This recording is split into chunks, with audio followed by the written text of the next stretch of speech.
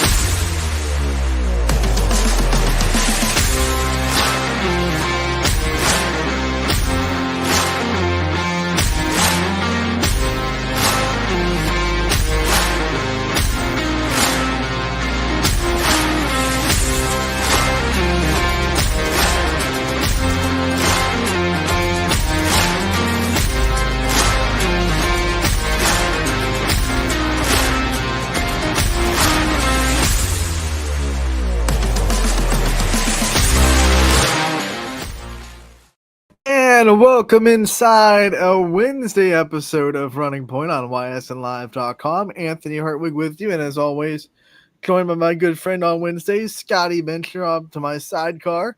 Scotty, how we doing? Oh, geez, how we doing? I'm good. I'm all right. I think I'm fighting a little cold, so I'm just hoping, praying I don't start coughing.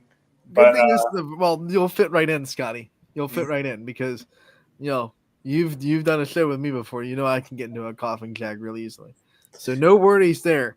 Scotty, did you like the new intro? You're in it. oh yeah, I gotta say I haven't got to talk to you about it. That is fire, man. You're in it, buddy. You've made it. I've made it. I've made it. I've arrived. Let's go. Always room for improvement, but yeah. Thank you, man. Scotty's like, give me two clips in the intro next time. We'll improve even more.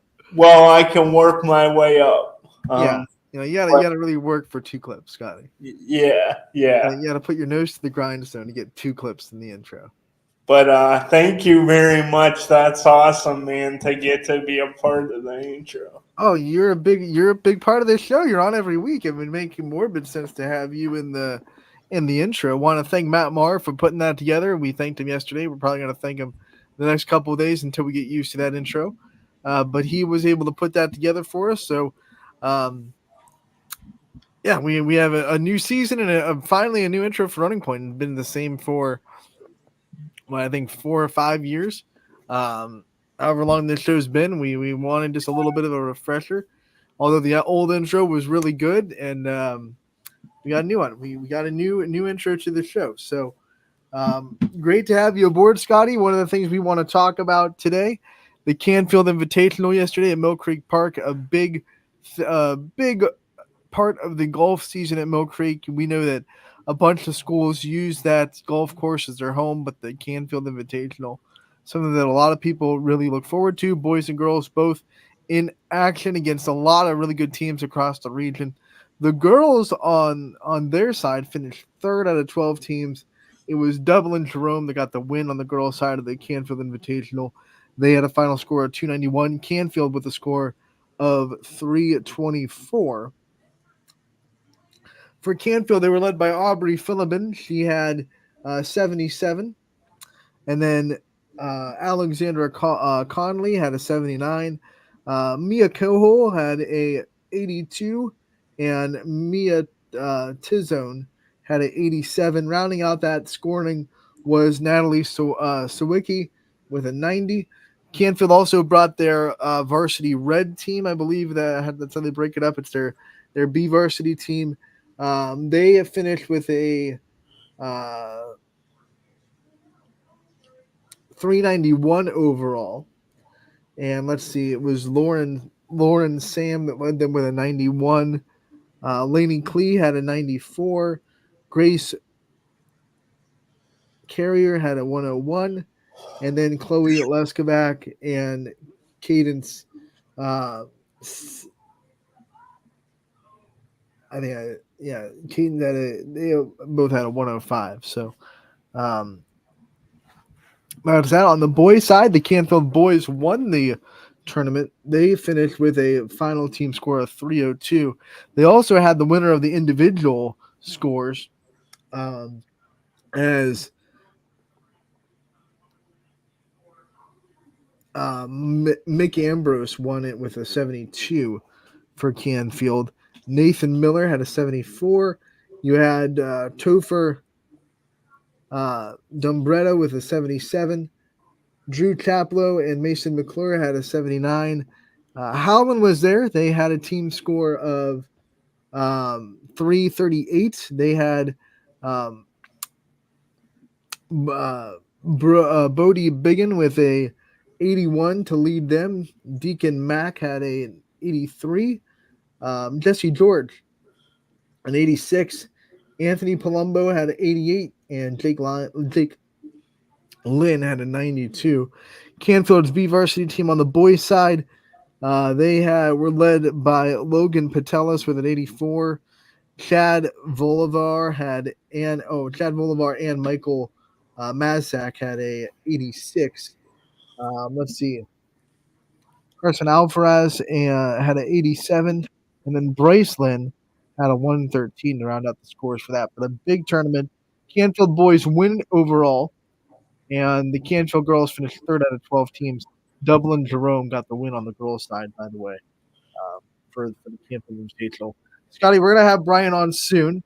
He's got a lot of duties, of course, as the um, head of golf over there at Mill Creek Park. But he said when school starts, he'll be able to probably come on. So maybe in the next 2 weeks, we could have Brian Toller on for Wednesdays as well, talking more golf. But so far, off to a lot of teams in the Ysn family, Scotty, off to a pretty good start to the season.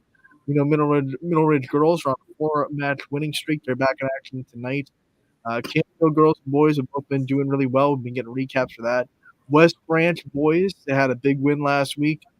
Um, and then West Branch girls barely edged by Marlington, but put together good scores last week as well. So where's Warren JFK always has a good golf team on the boys' side. They're doing really good. So yeah, we got some golf teams off to really good starts. They'll be going into the third week of the season. They're in the second week of the season right now. It's definitely pleasing. You always want to see on any level, and especially on high school, you want that parity. You want a lot of good teams, and teams that are fighting and well balanced. It's always good to see because we don't always get in on the high school level, but I think more and more in several different sports, but golf is definitely one of them. There's just a lot of good teams in the area, a lot of talent. Yeah, it is for sure. And we're going to be seeing more and more of that when soccer starts Friday, volleyball starts Friday, and then, of course, football a week from Friday. We're going to be seeing more and more of that talent. Scotty, fall sports, we got 2 more shows before fall sports are going to be officially started. How cool is that? Today and tomorrow are our last shows, but I should say before a lot of the fall sports start. Right now, I know golf. I'm not underscoring golf. Technically, fall sports have started, but once we hit Friday, we have 3 out of the 4 sports that we cover mainly on YSN. They'll all be underway starting on Friday. So we have 2 more shows before the start of the big wheel turning for fall sports. And then, of course, next week we have football. But you start to feel it. You start to feel the high school sports coming back, especially on Friday. Yeah, it's really fun, and I enjoy more and more. I've enjoyed every sports season, and it's been a great summer, and it was great back, when wrestling was, we had Gary on and all that coverage of wrestling, and then during the track season, the interviews we did, like all that stuff was great. But you definitely start getting that itch when the fall sports season is upon us. You get that itch for all the sports, not just golf. So it's really cool that it is upon us now. It went really fast. Yeah, you look at the calendar and you realize like summer's got a little like the official dates of summer only got a little bit more than a month left. I mean, summer is over September 21st and the summer the winter's no solstice. So September 21st, that's it, right? That's the end of summer officially. Now, hopefully we get a few more weeks after that of warmer weather where we don't have to immediately put the pants and the hoodies and the coats on all the time. So hopefully a little bit more than that, but summer's winding down, Scotty. It it You're good. You're good. Take your is time. for sure. It's winding down. And I do. You'd like for a little bit to kind of have a little bit of an extended time of it because we know what the cold feels like in Ugh. Ohio, and I know you there are people out there that like the cold, and I'm not trying to put them in the shade, but you're crazy. You're insane. You might be a little bit psychotic. yeah, I think It so. ain't fun. Yeah, there's like one a good friend of mine, a Purple Cat Tim. His favorite season is winter, and Ugh. I'm like, what? Like how is that your? Tim, I love you. I know you're Scotty's one of Scotty's good friends. Just can't trust you, buddy. There's something not there. Yeah, yeah. All It's jokes to each their own. I know some people get a little bit more hot in summer. They can't really regulate their body temperature as well as other people. I get it. But for me, and some people don't get affected by the cold, but for me, like when I'm cold, it hurts. Cold hurts. Heat, a little bit uncomfortable, but unless you're like burning, heat never really. See, it's contagious. Heat never really. Oh my gosh, I can't be out here because it hurts so much. That doesn't happen. Like when the cold wind hits you, you don't even want to be outside because it's literally like diving into your bones. No, thank you. yeah, it comes with force. Like it's And I'm sure people that love winter love living here because winter lasts a lot longer than summer. Like, let's be real. Especially like some years we get really unlucky. Like winter will hit in November, like the start of November, and we'll still be getting cold weather days all the way through like the first week of May. Because I remember like district softball games in the snow. All right, so don't tell me that it doesn't stay cold that long because we know, like it doesn't really all the stuff. It doesn't get like all the way warm until like halfway through May.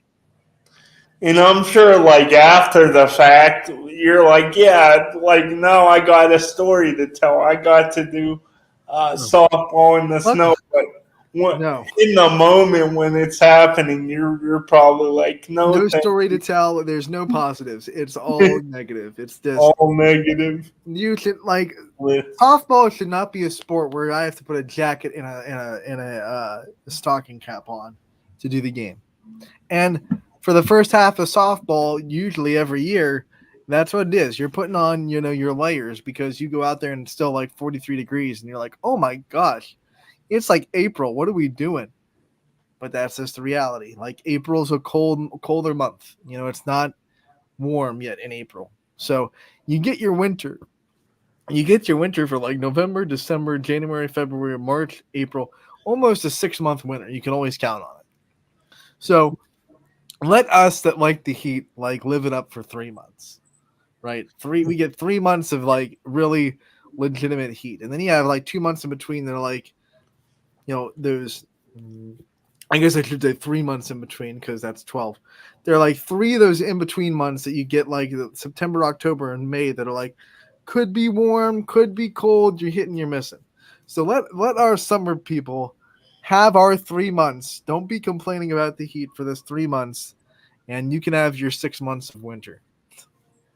Yeah, well, that's what I don't get about like people that'll be like, it's just too hot, the humidity, and I'm like, do you realize how many more days are cold compared? Like, I know, right? want Like, to enjoy this? do you know where we live?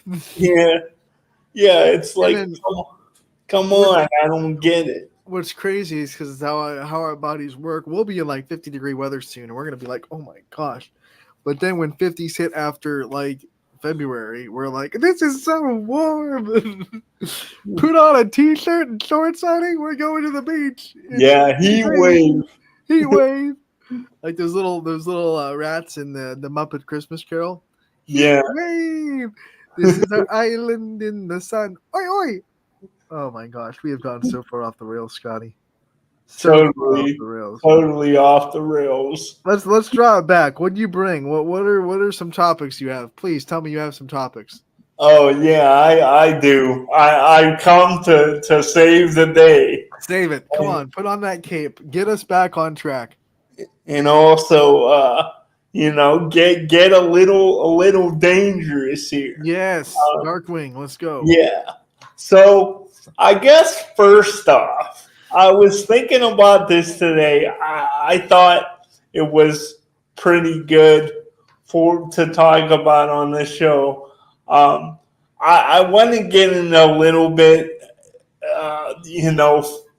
into the football and camel specifically. But first, before that, I just wanted to know, and if you can be a part of, if you can be a part of any team, any sport right now, obviously, boys, like you could be a part of one team or have one guy or girl whoever coach you up. Like, who would you want if you could go in a time machine and go back to high school? What team would you want to be a part of You're right always now? coming up with these very hypothetical questions that make me think like crazy. Scotty, I go back in my DeLorean, see what I think. Back in high school. One, don't take me back to high school. I don't want to relive those years. High school was it was fun, but I don't want to go back. I don't want to go through puberty again. No fun. Um, let's see. You know what? I'd stay home. Like really. Like if I could do something different, like if I had a different life or if I didn't have disability, whatever it may be, like to be able to represent South Range in the sport, and to be able to be like coached by Dan Yeagley back when I was in high school, like you can't pass that up, right? You can't say you don't want to do that. So I would say like put me on South Rangers football team back when I was in high school. Get me coached by Dan Yeagley. Let me go. I didn't even have him as a teacher. Like I wasn't good enough back when I was in high school. He was a calculus teacher. I wasn't good enough at math to be a calculus person. So I didn't have Mr. Yeagley as a teacher or as a coach. I feel kind of robbed of the whole South Range experience. So that would be something that Oh you yeah. would want. Oh yeah. I mean, I saw Mr. Eagley in the hall because the math hallway was all in one spot. So you pass him every day, you talk every day, but you didn't get him as a teacher because I wasn't good enough at math, and obviously didn't play football. So yeah, that would be something that I would do absolutely. It's okay, and I wasn't great at. I Yeah, was never a math guy either. Oh So no, my math. I'm a Georgia Tech fan, but not a Georgia Tech student. Way too much math. Way too much math. yeah, I'm like, give me the 2 plus 2. You Yeah, know, even that, like, mental math, no good, no thank you. Someone put on Facebook the other day, like, how do you do? Like, it was like a simple addition, but it was two double-digit numbers. Like, how would you do this in your head? And I'm like, how do I do that mentally? And then I had to think, and it would probably take even this addition. It would probably take me a solid, 3 minutes of mental math to figure it out. Some people could just snap out like simple mental math. I'm sitting here like for 3 minutes, like carry the one, okay, that then I made that mistake. Gotta go right back. I'm a hose. it's so it's more of a process. So calculus would have been like brutal. It was on the second floor. I might have jumped out the window. Oh man, yeah, that's I had algebra 1 and 2 in geometry, and that was enough for me for high school math. yeah. I don't like you said, the people there like whizzes with math. Uh, God bless them. I don't Yeah, have. we need our mathematicians in the world. We need people to figure out awesome mathematical problems. Apollo 13 would have not gotten back home if people didn't know math, but hey, it's not for me. I'm more of the creative person. I'll entertain the people that can do the math, right? What about Yeah. you, Scotty? We have to turn that back to you. I'm not letting you go without answering your own question. So man, Yeah, any exactly. uh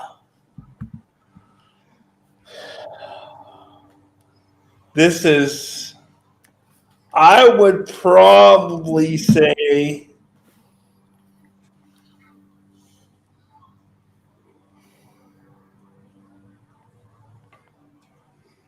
I think me and DJ touched on this a little bit.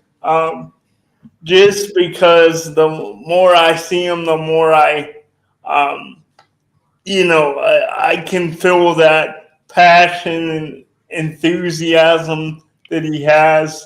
If we're talking football, I'd probably want to play if because you gave the Dan Yeagley, and that really wasn't a surprise. But I would probably say I'd really want to go to war with somebody like an Andy Hake every day. So he would be kind of at the top. Andy Hake and Valley Christian. So Mad respect, Scotty. You picked a good one. that's who Picked a I'd good one. probably go with. You picked a Uh, good one. it's also I'm trying to think like basketball. Who I hmm.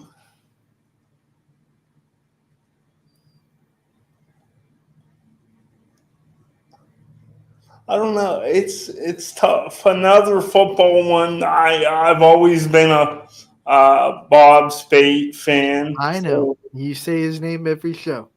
He's getting love every week. Bob Spade's getting love on Running Point. He should be a sponsor at this point. Actually, get his name on the logo tag.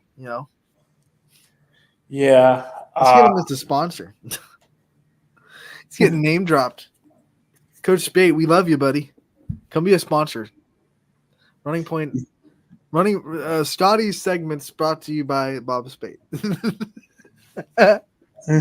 Yeah, brought to you by Spader. What's on Scotty's mind? Brought to you by Bob Spade. Um, hmm, I guess, I guess too that I really want to, if I was able to, and I was able to, you know, play baseball and get out there every single day and show the world what I could do. I think I would want to be a part of the um, Austin Town. I always thought the Falcons, mainly just because of their color scheme. Oh, I've I've always loved that color scheme. So Austin Down Fitch would be another school, Scotty like baseball wise. Scotty likes him because it's red, white, and blue. Give it to him, America, baby. America. And then he's sitting there saying, "Why aren't you all the Eagles? Come on, you got the American colors. You're a bird. Should be the Fitch Eagles, but they won that repetition. They won the alliteration. They won the Fitch Falcons. It rolls off the tongue better. I'll give him that. It does. It It rolls does. off the tongue a lot better. Alliteration always will be something that wins. But yeah, Scott, you sound like me as a 6-year-old. I've told this story before, and you can't put it back in Pandora's box. DJ holds it against me all the time. Oh, he's so wishy washy. When I was a little kid, like I'm talking like 5, 6 years old, you gotta understand my whole family's Kansas City Chiefs fans. So, as a little kid, you kind of want to be different. You want to be able to, stick it to your family a little bit every now and then. I was competitive. I was a little competitive jerk every now and then. So I won. I like the Packers, and people ask me why, because I liked yellow and green together, and I like the G on their helmet. Like that's what I'd say when I was a 6-year-old kid. So Scotty giving the same answer. I like Fitch because they're blue and red, white, and blue in America. Yeah, you sometimes you just gotta go back and I liked Brett Favre. What can I say? I was like a little 6-year-old. yeah, sometimes you just want to go back to those your childhood. Simpler times, man. Yeah, I went through. Remember last week we were talking about snacks that we liked as kids. Today we had like a meeting down at Leonard Kurtz where I had to sign some stuff for a waiver from the Medicaid and MRDD or whatever. So after that, we were like, well, let's just stop at Walmart. So we're going through Walmart, and you're going through those snack aisles that you don't really go through too much. And you start to, like, I used to eat that as a kid, and you're just getting all the memories of things you used to eat when you were this little. Like, it was fruit by the foot. So they still had them in big boxes. I came with those remember those Hugs barrels of juice? yeah, They're like little Huggies. they're like little, yeah. They It still was sell like those. straight. It was like straight sugar. Yeah, they still sell those. Totally. Okay. It's straight sugar in juice form.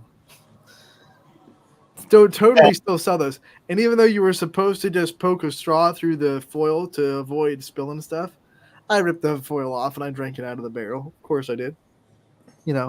Who cares if I spill this blue juice on the carpet? It's not my carpet. I ain't drinking out of a straw like a baby. Drink the whole thing right out of the foil. Right out of the barrel. Right out of the barrel. Right out of the barrel. Yeah. It's Anthony as a little fourth grader. Yeah, give me the whole barrel of Huggy.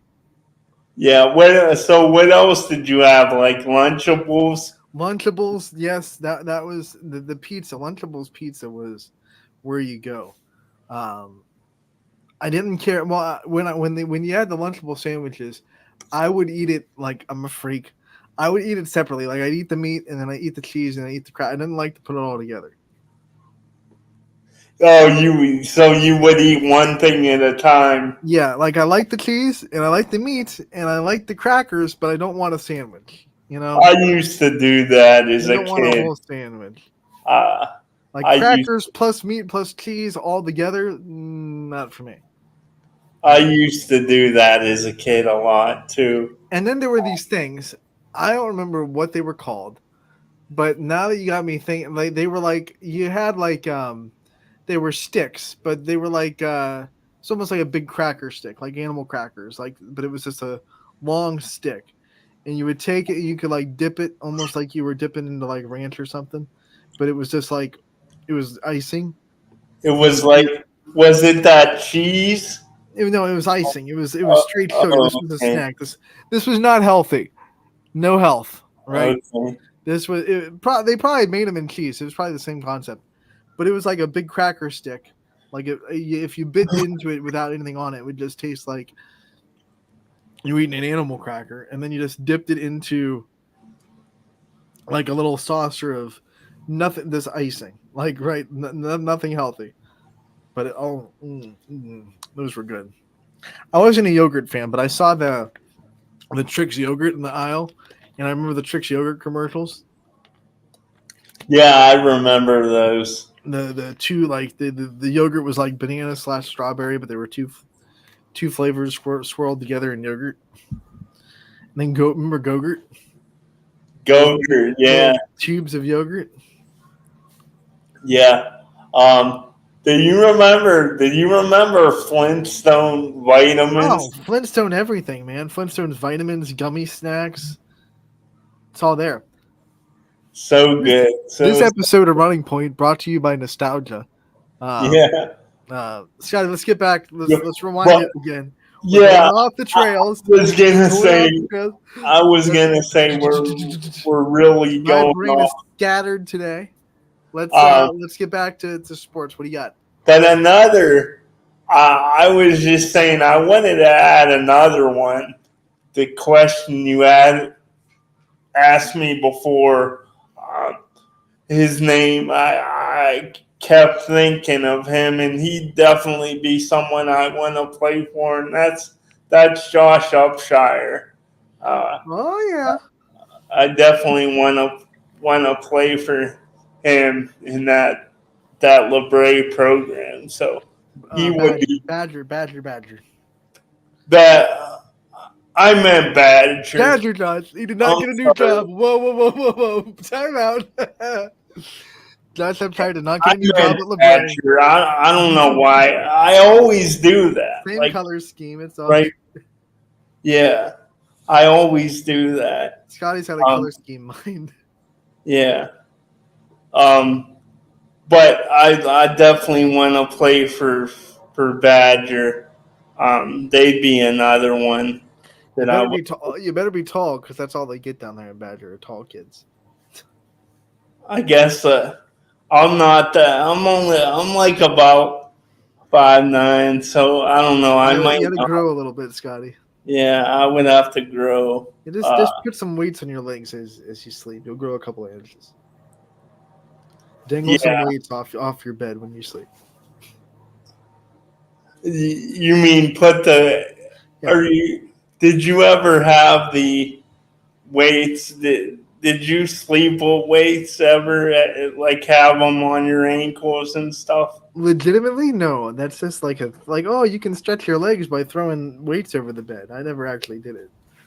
Yeah, That sounds terribly painful and not comfortable at all. I know it wasn't real comfortable. I did it for a short time when I was a kid, but um, anyway, the other thing I wanted to talk to you about is I guess we'll start with camel football. And what do you think as far as camel goes? I think it's really going to benefit them that they've had kids on the roster that have gotten a lot of that experience now, and they were playing in as freshmen and playing in big time roles. Now it's they're in their senior year, and I just think that conference it's going to be a well balanced conference, but um, I've heard a lot of good things about Kevin Timlin, and I just wanted to know your thoughts on what are you expecting from the Camel program this season. Honestly, you hit everything that I would have said about it, Camel. I mean, they're an experienced team. They're bringing back, a core of players, especially, Coach King's in his fourth year, so he's having seniors that were freshmen when he started, so they're going to be really motivated to give him a good season because they've been with him for 4 years, and this is kind of like their last hurrah with him. So I think they're going to be pretty motivated, more than most seniors, even more than most seniors, I should say, to get wins during their senior season. They're in a conference now in the MVAC Scarlet tier that's much more comparable to their size as far as school size. So, Coach King talked about in his coach's corner, he's going to be looking across and seeing a lot of D6, D7 instead of D5s all the time in Camel. So that might bode well for them. And the style of play for the Scarlet tier, for the most part, really works in Camel's favor as well. There's a lot of teams that play similar styles of football to them, so um, they'll be able to match up, I think, a lot better in the Scarlet tier. I think it's going to benefit them quite a bit. They have athleticism for days. I'm interested to see how some of these Scarlet tier teams that just are bruisers that rely on power more than strength, how they adjust to having to deal with the speed and athleticism of Camel, especially if they have to play Camel on that turf. That will be a thing though. The road games, most of the Scarlet Tier teams still have grass, so Camel will have to be playing off the turf when they go on the road. That'll be interesting to see how their speed handles that. But when you go to Camel and you're playing them on the turf and you have to deal with that speed, I'm really interested to see how these teams handle that. And he talked about the speed Coach King did in your coach's corner and the athleticism and how they plan on using it to advantage. Do you think sometimes having that speed over like having size and like big guys that are kind of like those maulers. Do you, do you think it kind of depends on as far as what you would rather have in talking speed or size? Do you think it just depends on your team and like the schedule you're gonna play, or is there certain at certain times do you prefer like having great size and big boys over the speed, or do you just what do you think about that? You need both to have a good football team. I mean, you can, if you're gonna pick just one, you're not gonna be successful because if you have nothing but big guys that they can't run, then someone's gonna be faster than you. And if you have nothing than speed, then eventually someone's gonna outpower you or someone's gonna penetrate that line. And speed can't go anywhere if you get to them quick through the offensive defensive line. So you gotta have both. There's no picking one or the other. You gotta have both to have a successful football team. There's just no way around it. Do you see Camel because they've gone through some hard times, some trials and tribulations? Um, do you think that because they're gonna want to use the speed as kind of like an asset, like it's use it um, I guess what I'm saying is they're gonna want to play to their strengths and their speed. So, do you think that very early on in the season we'll see them kind of as far as the play calling goes and things they run? Do you think we'll see very early that they'll get creative in ways to use their speed, or do you think it's more just we'll try this, and if this works, we'll just go with it, not really kind of just simplify it and not think too outside the box? Or do you think that coaches like Coach King are always sort of thinking outside the box in a sense? I think Camel's going to try to find as many ways as possible to get their athletes out in open space, right? That's what you want to do when you have speedy guys. You want to get them in open space where they can make someone miss and then take the ball a long ways, right? So they're going to do whatever it takes, whether it be screens, swing passes, you know, little slants across the middle of the field, whatever they can do to try to get their guys the ball with open space. That's what they're going to do. You can do that creatively, but there's also pretty vanilla, non-creative ways you can do it that just have worked for football teams all the time.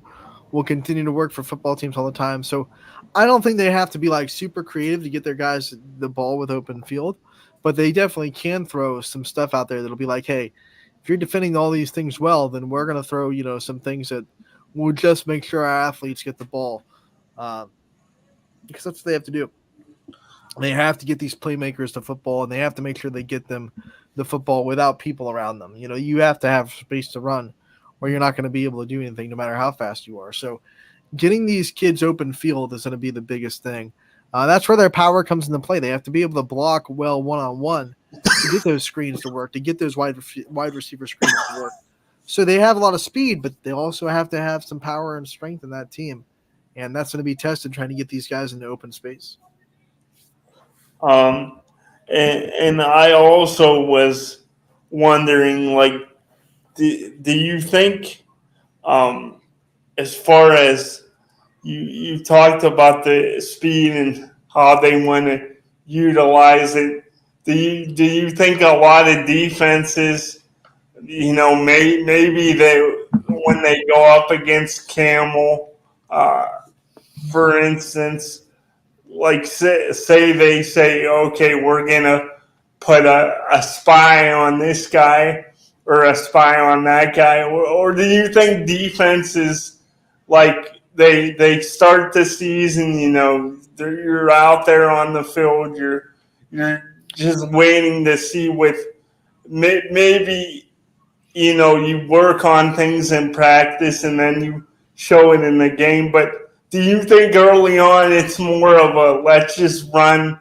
not necessarily worry about the spies and stuff like that to combat the speed? Like, maybe at first you are a little more vanilla in your coverages and your schemes, before you kind of see what they roll out there on the field? Or do you think coaches and the other teams, they're constantly thinking about, how are we going to, neutralize the speed? And, they're thinking about using, like, spies, right off the bat? Or do you think you don't think it's necessarily like that, simple, and you kind of have to wait and see how it plays out on the field? Defending a team like Camel and any team like Speed, I think one of the things you want to do is make them think, slow them down, not just slowing them down physically, but slowing them down mentally too. Make them have to make the read, make them have to do things cerebrally instead of reaction wise, right? So I think defenses will try to, change things right at the line of scrimmage, do things that just slow Camel down a little bit, make them think. Because if you can do that, then, Speed's going to be hesitating a little bit. And if Speed hesitates, then it's not as fast, right? So anything you can do to make that team that's fast kind of stop and think about things and can I hit this cut? Should I hit this? What this read is? You can really have success as a defense. So I think defenses will do things to try to make Camel not just slow down physically, but slow down mentally as well. And then as far as the rest of the MVAC, do you pretty much see a dogfight, all the way from the beginning of the season?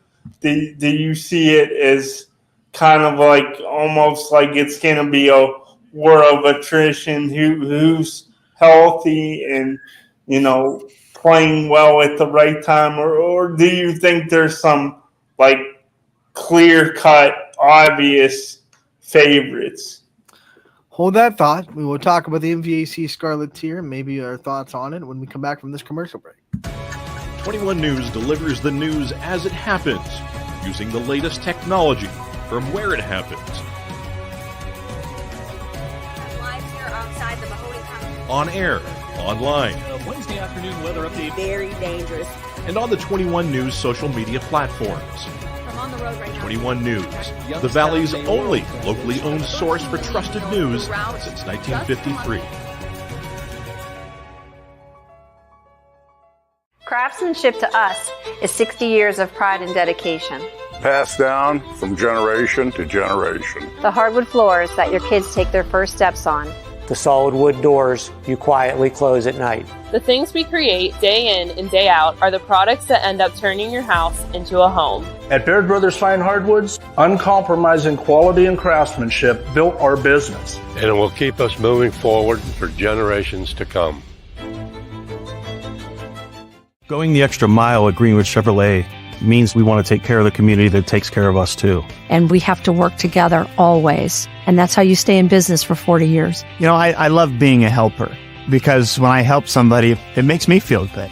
It means a lot that I can make a difference in others' lives. So I will do everything I can and just being there for them every step of the way. I want them to know within the first 5 minutes that they could depend on me. That's what going the extra mile means, only at Greenwood Chevrolet. Before the lights come on, before the workday begins, before a long day is ended, or it's time to have fun. It all starts with the people at Joe Dickey Electric. From replacing a light fixture in your home to building a substation for your business, no job is too big or too small. The people of Joe Dickey Electric power them all. Joe Dickey Electric, over 60 years of powering the Mahoning Valley. Welcome back to Running Point on ysnlive.com, brought to you by our good friends over at Greenwood Chevrolet in Austintown. You can see them right above our heads there. Anthony Hartwig, Scotty Mincher, we're going the extra mile for you, just like Greenwood Chevrolet does.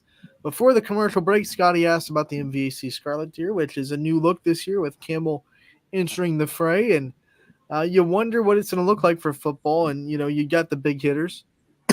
You got your Springfields, got your Western Reserves, got your Jackson Miltons, who played really well last year.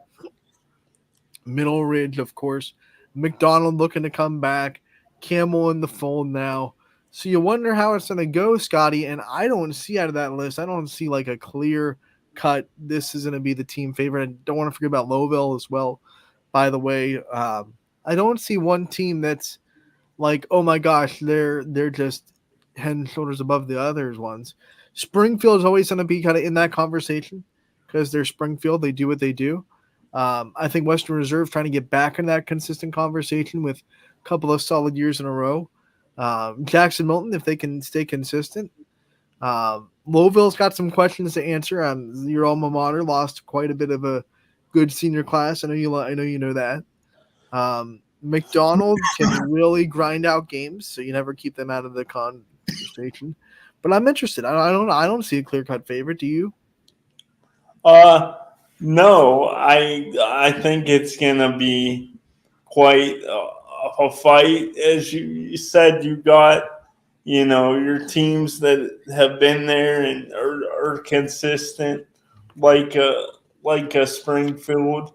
But I mean, and you mentioned Lowville. I think for them, because I thought, like I was thinking even last year. How are they gonna be?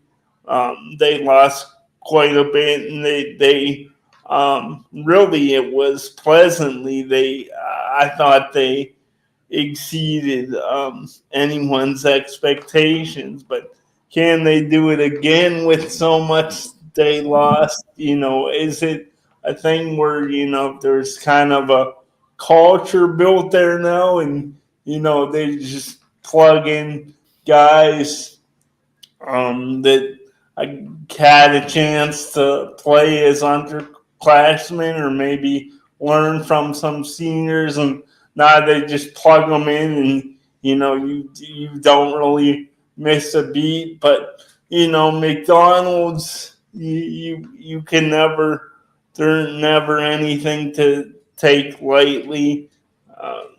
The Blue Devils, so it's gonna be a pretty balanced conference, I do believe, and I think as we get closer and closer to the season now, and I think once the season starts and we're into league play, I think it's gonna be a dogfight all the way through.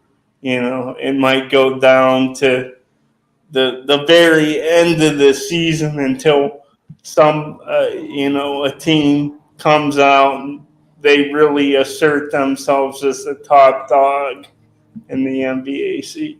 Yeah, it'll be a really interesting conference, I think. I think there's a lot of really interesting conferences in football. I think we're seeing a little bit more parity this year, actually. I think a lot of these conferences are going to come down to multiple teams down the stretch, especially maybe conferences that we didn't see that earlier examples. I think the EOAC might be a little bit more wide open this year, a little bit more comparable. I think the other end of the Scarlet, the gray tier, the MVAC now with Southeast in there might be a little bit more competitive. I know Garfield's kind of their kind of big monster in there, but I think Brookfield has a good shot. I think Crestview's been looking good. So that conference looking a little bit more competitive.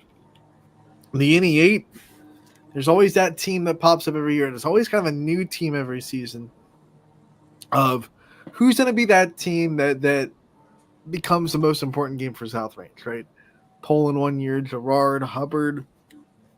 Who's going to be that one team that meets South Range with a chance to dethrone them? So we're going to be interested to see what team that comes out of this year. I think the NE8 is a very good conference. I think Struthers is very good. I think Poland, very good as always. I think Hubbard will be good. I think Niles is hard too. So that NE8, although South Range has to be the favorites because of what they've done in that conference, it's I think a lot more comparable too. Do you think even though you pin South Range as the favorite? Yeah, I mean they're the favorite until they're not. That's just the respect you give them with what they've done.